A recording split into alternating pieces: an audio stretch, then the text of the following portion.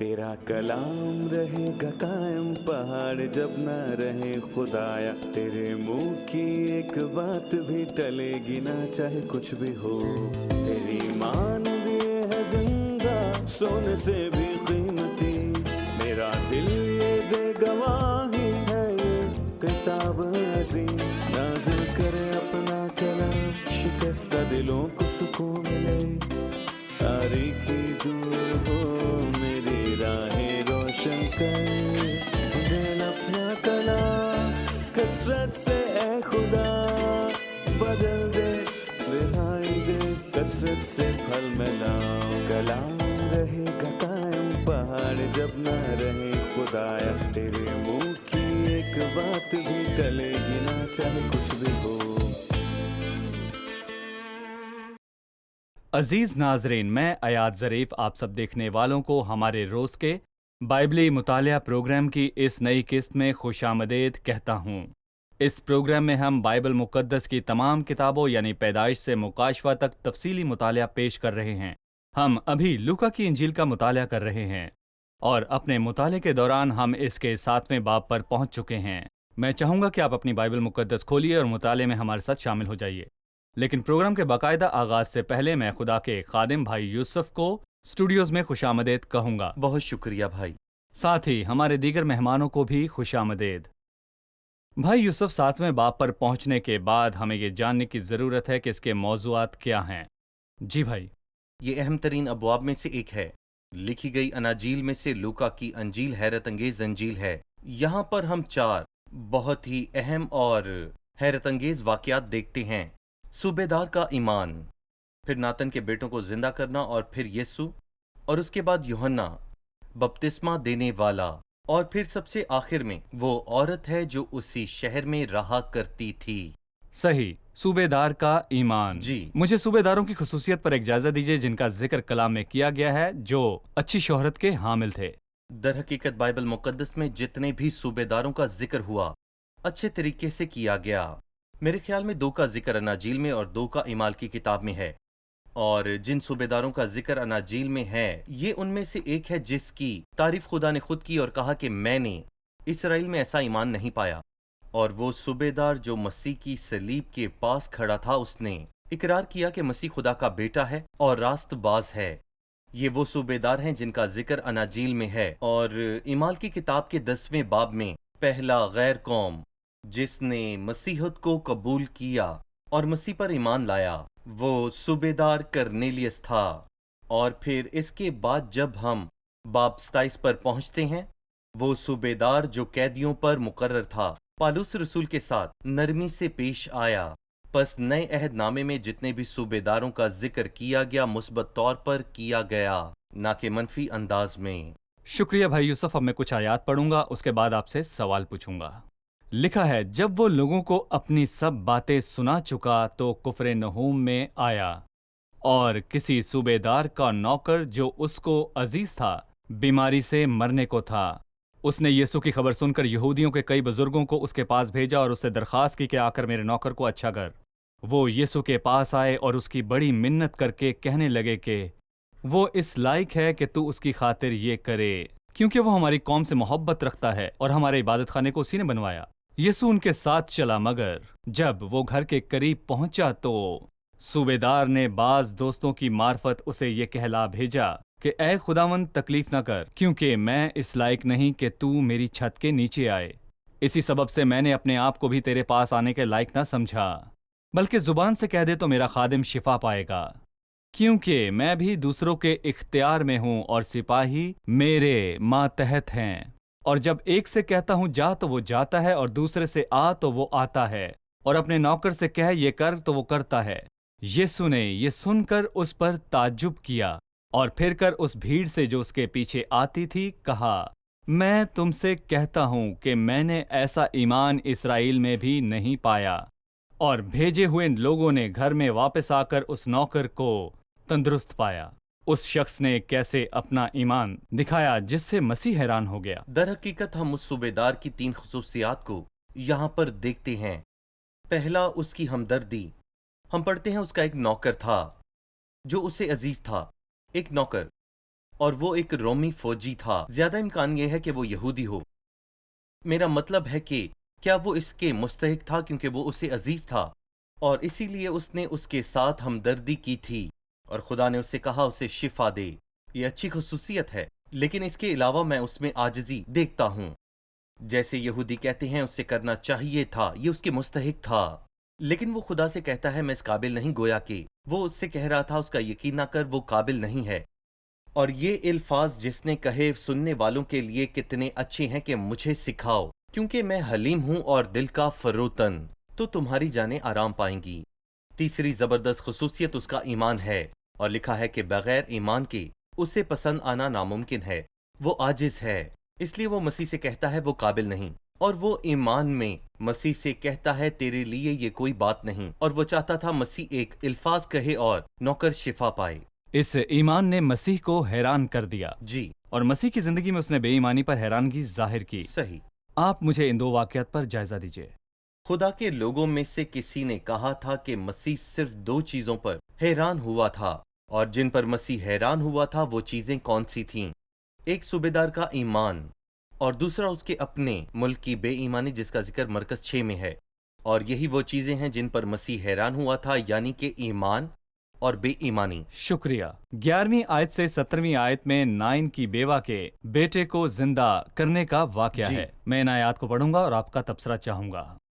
تھوڑے عرصے کے بعد ایسا ہوا کہ وہ نائن نام ایک شہر کو گیا، اور اس کے شاگرد اور بہت سے لوگ اس کے ہمراہ تھے۔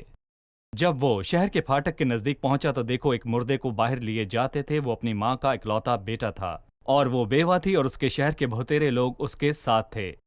اسے دیکھ کر خداوند کو ترس آیا اور اس سے کہا مت رو۔ پھر اس نے پاس آ کر جنازے کو چھوا، اور اٹھانے والے کھڑے ہو گئے اور اس سے کہا اے جوان، میں تجھ سے کہتا ہوں اٹھ۔ وہ مردہ اٹھ بیٹھا اور بولنے لگا، اور اس نے اسے اس کی ماں کو سونپ دیا۔ اور سب پر دہشت چھا گئی، اور وہ خدا کی تمجید کر کے کہنے لگے کہ ایک بڑا نبی ہم پر برپا ہوا ہے، اور خدا نے اپنی امت پر توجہ کی ہے۔ اور اس کی نسبت یہ خبر سارے یہودیہ اور تمام گرد و نواح میں پھیل گئی۔ موت کے اس منظر میں نائن شہر کے پھاٹک پر زندگی کا مالک آیا۔ اس کے بارے مزید بتائیے۔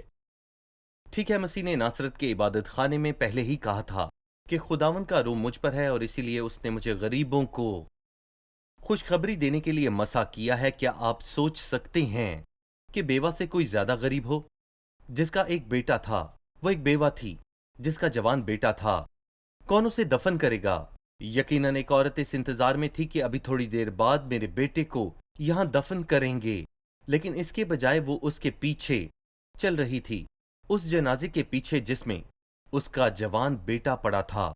اور خداوند جس نے غریبوں کو خوشخبری سنائی اور شکستہ دلوں کو شفا دی۔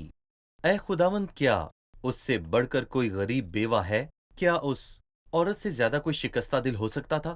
اور اسی لیے کسی نے بھی خداوند سے یہ درخواست نہ کی کہ وہ اس کے جوان کو زندہ کرے، اور مسیح کو ضرورت نہ تھی کہ کوئی اسے کہے۔ اور میرا مطلب ہے کہ وہ خاص طور پر غریب اور شکستہ عورت کے لیے آگے نہیں آیا تھا۔ اور یہاں واقعے میں ایک غریب عورت مکمل شکستہ دل کے ساتھ موجود ہے، اور یہاں یسوع آیا اور اس نے کفن کو چھوا اور اس عورت سے کہا کہ مت رو۔ لیکن اس نے نہ صرف اس طرح کہا جیسے ہم دوسروں سے کہتے ہیں پریشان نہ ہو، مت رو۔ اس نے اس لیے کہا کیونکہ وہ زندگی کا مالک ہے، اور یہاں پر ایک بڑی تعداد عورتوں کی ہے، اور وہ جنازے کے ساتھ چل رہی تھی۔ ایک بڑی بھیڑ یسوع کے پیچھے تھی، اور یہ کتنی حیرت انگیز بات ہے کہ زندگی کے جلوس کی موت کے جلوس کے ساتھ ملاقات ہوئی، لیکن زندگی فتح مند ہوئی۔ شکریہ۔ ہم ایک چھوٹا سا وقفہ لیں گے اور پھر دوبارہ حاضر ہوں گے۔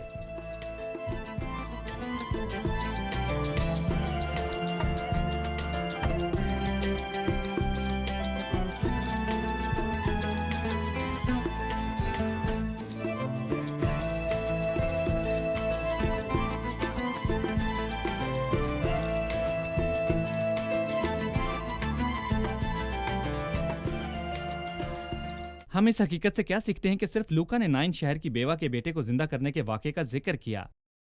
جی بھائی یوسف۔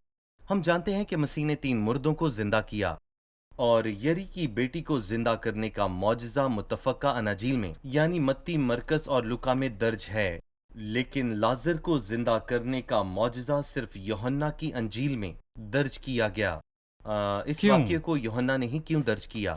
کیونکہ کسی کا بھی مردوں کو زندہ کرنا بہت ہی زیادہ مشکل کام ہے، لیکن جب یسوع نے کسی ایسے شخص کو زندہ کیا جسے مرے 4 دن ہو چکے تھے اور اس میں سے بدبو آ رہی تھی، اور یہی مسیح کے خدا ہونے کا ٹھوس ثبوت ہے اور سچ ہے۔ یہ کسی کو مردوں میں سے زندہ کرنے کا معجزہ تخلیق، نہیں بلکہ تخلیق کا ہے۔ بالکل، ہم، جیسا کہ ہم نے تھوڑی دیر پہلے کہا کہ اس بیوہ سے زیادہ غریب وہاں پر کوئی نہیں جس کا ایک جوان بیٹا ہو اور مر جائے۔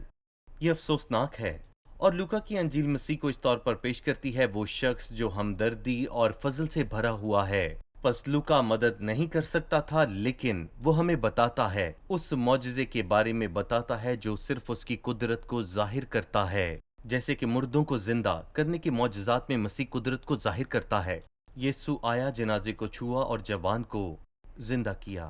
لہٰذا بھائی یوسف، اس انجیل میں مسیح کاہن ہے جو رحم کرتا ہے، اور وہ صحیح۔ ایک رحیم دل بھی رکھتا ہے۔ اس عورت کو کوئی شخص نہ ملا جسے وہ مسیح کے پاس بھیج سکتی، اس جی، لیے یسوع خود اس کے پاس بالکل۔ آیا۔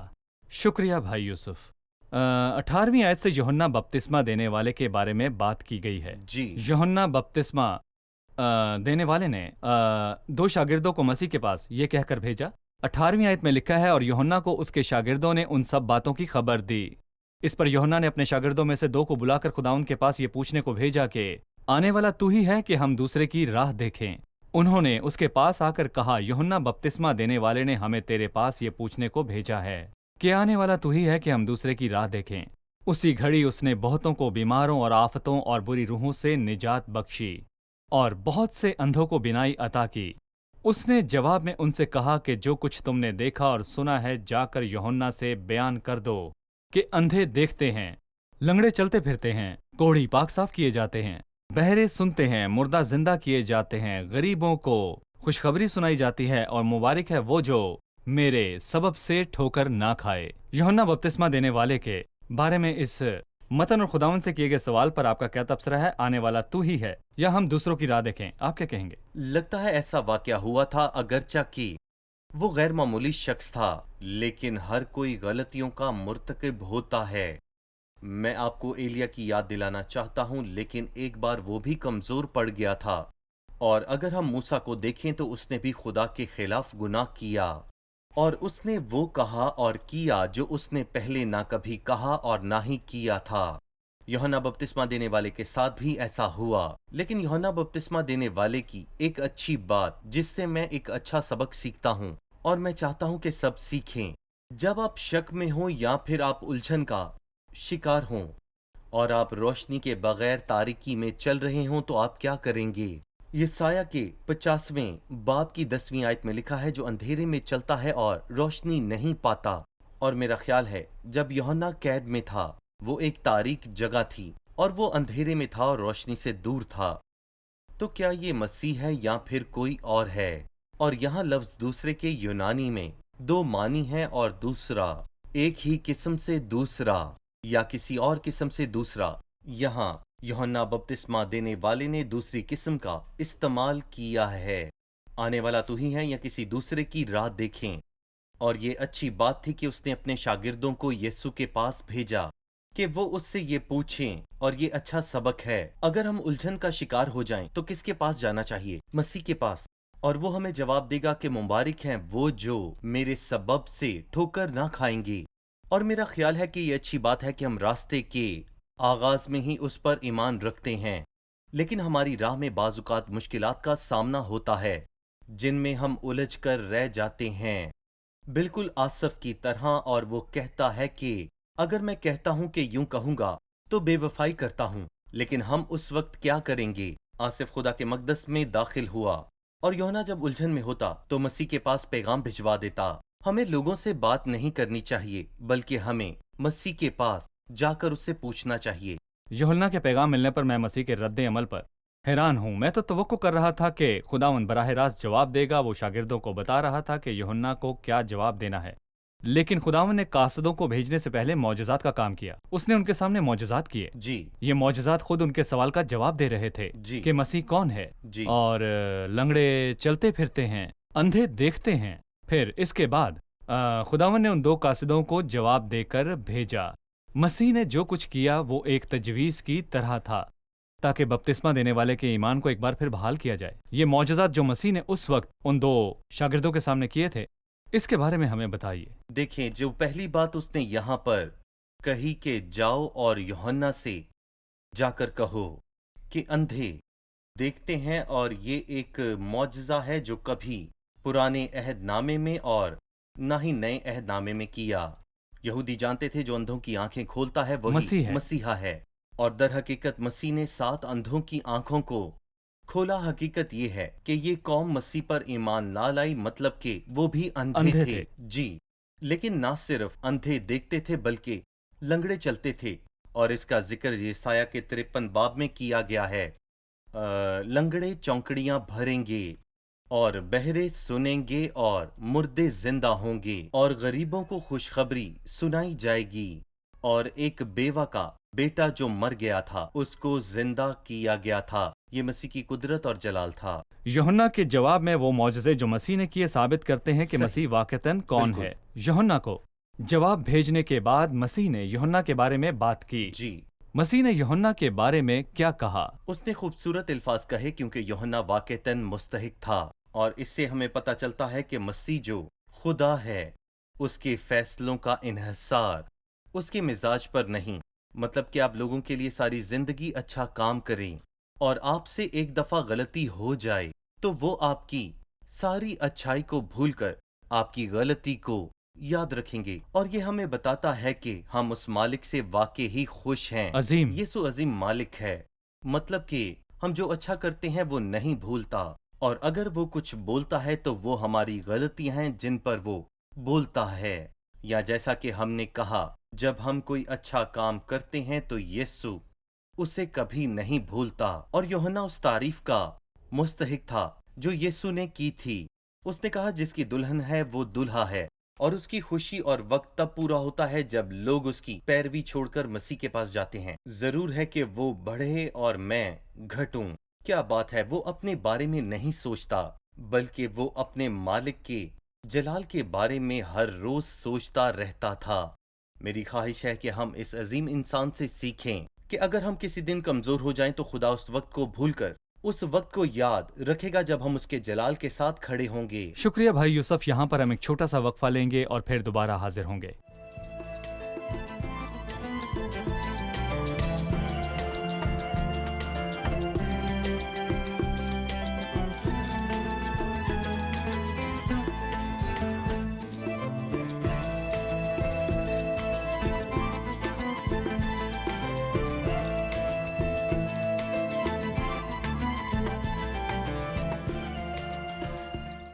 इकतीसवीं आयत में लिखा है, बस इस ज़माने के आदमियों को मैं किस से तशबीह दूँ, और वो किसकी मानिंद हैं?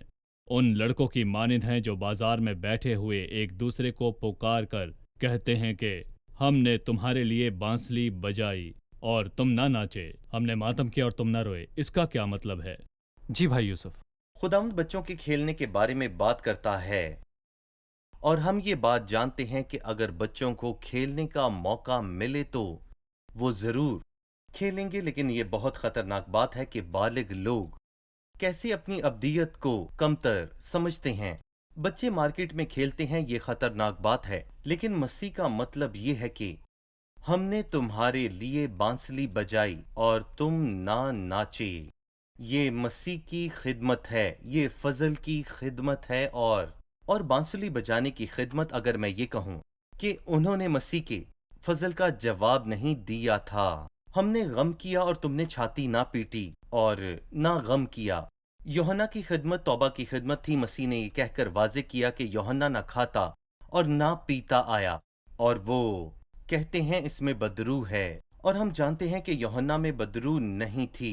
वो अपनी माँ के बातन ही से रूहुल कुद्स से भर जाएगा। और फिर उसने कहा कि इब्ने आदम खाता पीता आया, और वो कहते हैं देखो खाऊ और शराबी है। और हम ये जानते हैं कि मसीह ने अपनी खिदमत का आगाज भूख से किया, आखिर को उसे भूख लगी और उसकी खिदमत का इख्तिताम प्यास पर हुआ।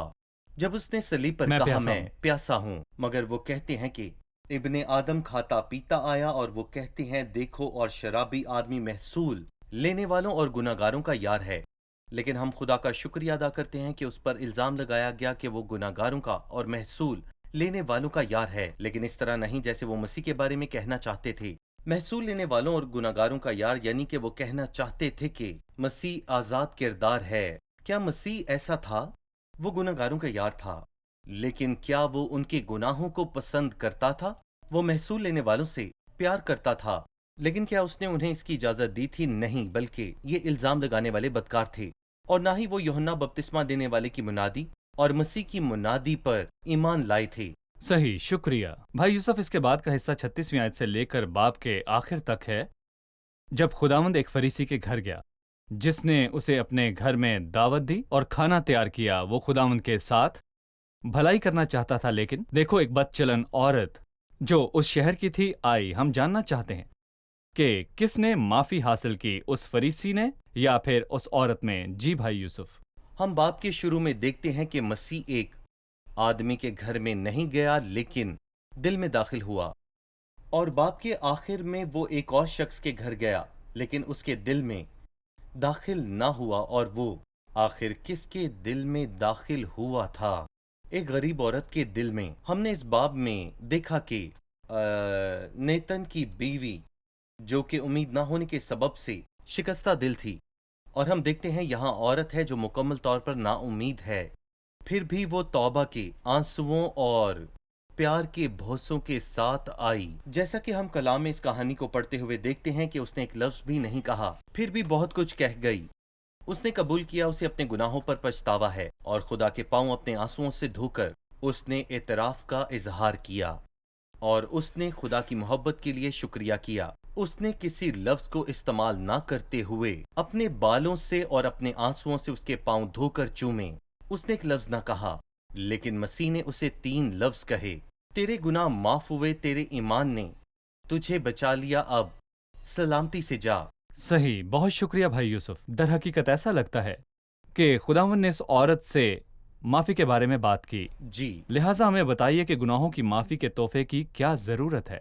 دنیا میں داخل ہونے اور انسان پر گناہ کے اثرات کے نتیجے میں معافی کی ضرورت تھی۔ میرا مطلب ہے کہ ہم جانتے ہیں کہ گناہ دنیا میں داخل ہوا اور گناہ کے ذریعے موت آئی، اس لیے مجھے نئے سرے سے پیدا ہونے کی ضرورت ہے۔ معافی کس چیز کا علاج کرتی ہے؟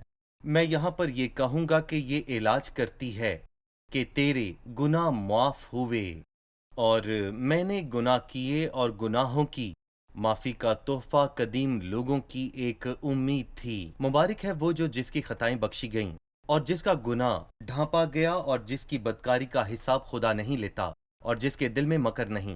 اگرچہ کہ ہم جانتے ہیں کہ یہ تحفہ ہمیں مفت ملا، لیکن مسیح کو اس کی بہت بڑی قیمت چکانی پڑی تھی، کیونکہ بغیر خون بہائے معافی نہیں ہوتی جو یسوع نے ہمارے لیے بہایا۔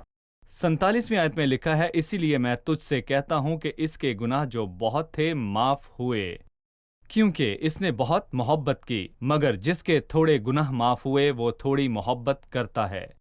اس آیت کے متعلق ہمیں بتائیے۔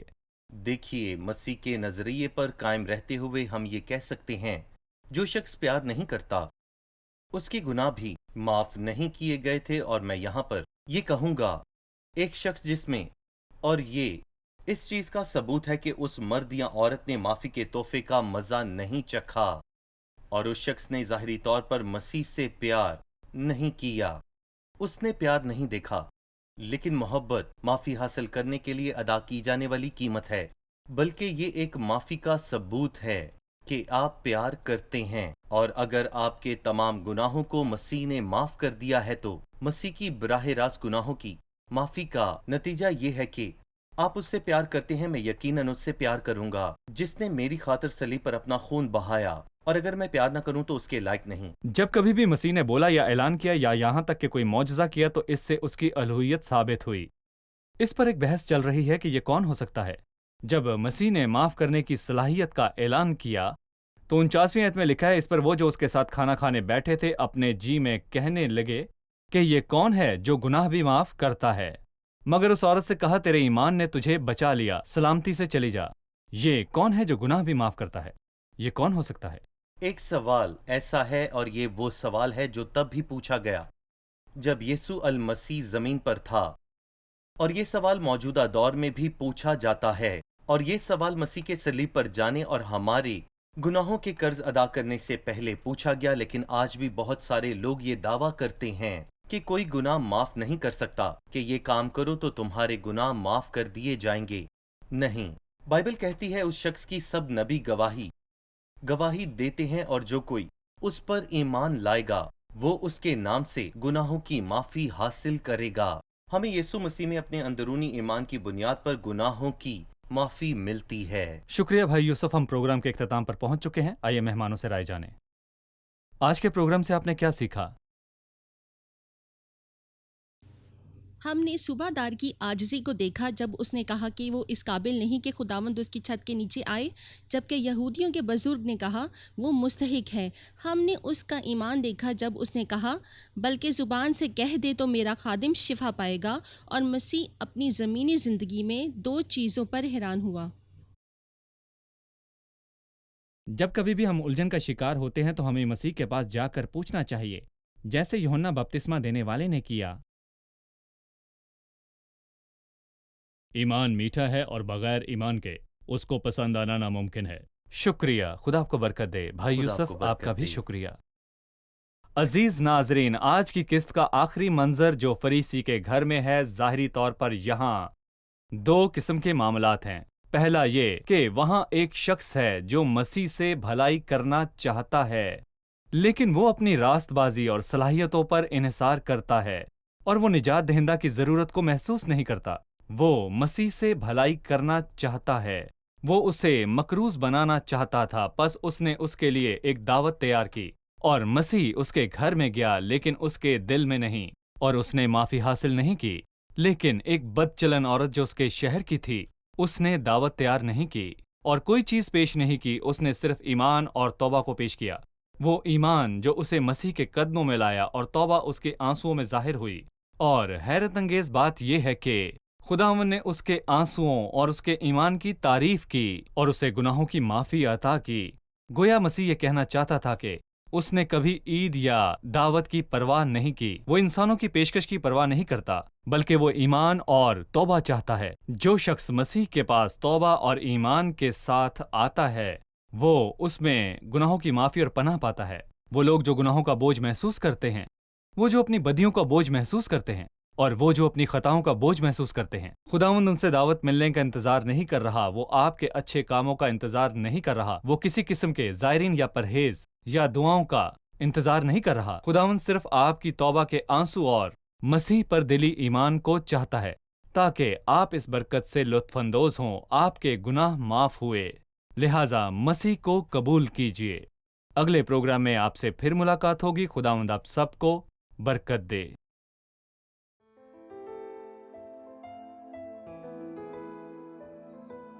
تیرا کلام رہے گا قائم، پہاڑ جب نہ رہے خدایا، تیرے منہ کی ایک بات بھی ٹلے گی نہ، چاہے کچھ بھی ہو۔